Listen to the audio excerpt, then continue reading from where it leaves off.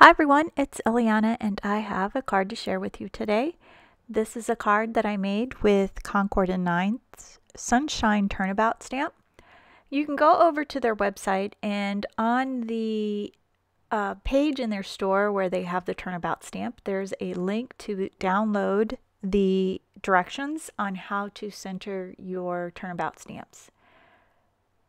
So I have my Turnabout stamp all ready to go. I've trimmed out a piece of 6.5 by 6.5 cardstock, and it's the inexpensive Georgia Pacific cardstock from Walmart.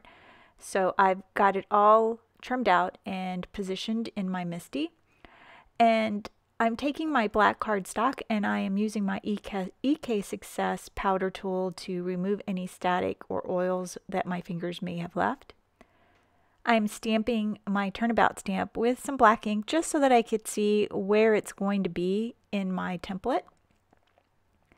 I'm just cleaning it off so that I don't get any of that black ink on my Versamark ink.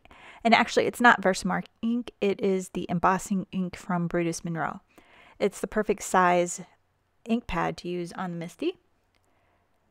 I'm taking my black folded card base and I am just positioning it so that the stamp will cover the entire card base. I'm using some medical tape to hold it in place. So I'm just eyeballing it so that the center would be in the middle. And then I am using my MISTI bar magnet to hold my cardstock in place. I know that the stamp won't hit in that bottom right corner, so I'm going to be sure to place my stamp in that same spot each time. So with the Turnabout stamps, you stamp your image and then you rotate your cardstock. You want to make sure that you rotate it in the same direction each time, and so I'm going counterclockwise. I'm just inking it up with my embossing ink from Brutus Monroe, and I'm stamping each time and rotating it. And because I've lined it up using the template, you could see that the center is all lined up. And now that it's all completely stamped, I'm going to set my MISTI aside and I'm going to remove it from the template. You want to be careful not to rip your cardstock. And now I am using Ranger Princess Gold embossing powder. And because I used my static bag or my static tool, it's keeping the embossing powder only sticking to the embossing ink. But however, you do still get these little strays, and so what I do is I just use a really tiny fine paintbrush and I just try to wipe away as much as I can. What I ended up doing was knocking off the embossing powder from my embossed area, and not embossed area, my design. And so I ended up having to go back and add some more powder. So I'm just removing the strays. And this brush is a really, really tiny brush. I found it at Hobby Lobby. Once again, one of the I'm not sure, bristles removed some of the powder, and so I had to go back and add some more in. I'm using my Wagner heat tool and I just warmed it up so that it would be nice and hot, and I am just melting that embossing powder.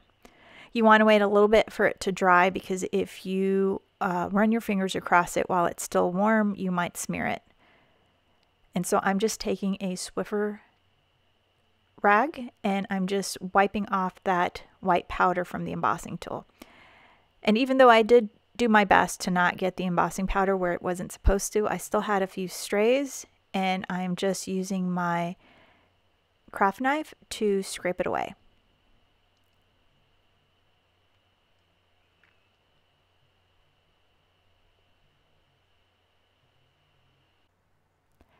Now I didn't film this part, but I did the exact same thing with my sentiment. I just used my embossing tool and I just prepped my area, and then I stamped my sentiment with the Brutus Monroe ink and also used the same Princess Gold embossing powder, and I'm scraping away any pieces of that embossing powder that may have strayed.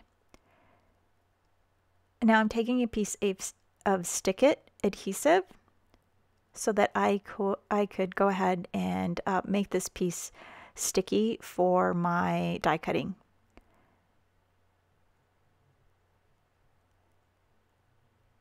I'm just going to use however much I need to cover the area, and then I'm just going to trim away the rest and save that Stick It sheet for later. And now what I'll do is I will use the coordinating die that comes with the Turnabout stamp. Actually, I think it's a separate purchase, but it's used to work with the Turnabout. I'm just lining it up so that my sentiment is in the middle, and then I'll use some medical tape to hold that die in place while I run it through my Big Shot. Once I run it through the Big Shot, I go ahead and remove the die, and I'm going to use a piece of sticky back black foam to cut out an additional piece. And because the die cut with the sentiment has the Stick It on there, I'm able to just remove the backing and just put it on my die cut. I've also already cut out a piece with gold metallic paper, and I am going to use a little bit of the multi-matte medium. I'm just going to put it around the edge of that little scalloped border. And the reason why I did it this way, it was because I wanted the sentiment to be popped up, and I didn't want to mess with doing layers and layers of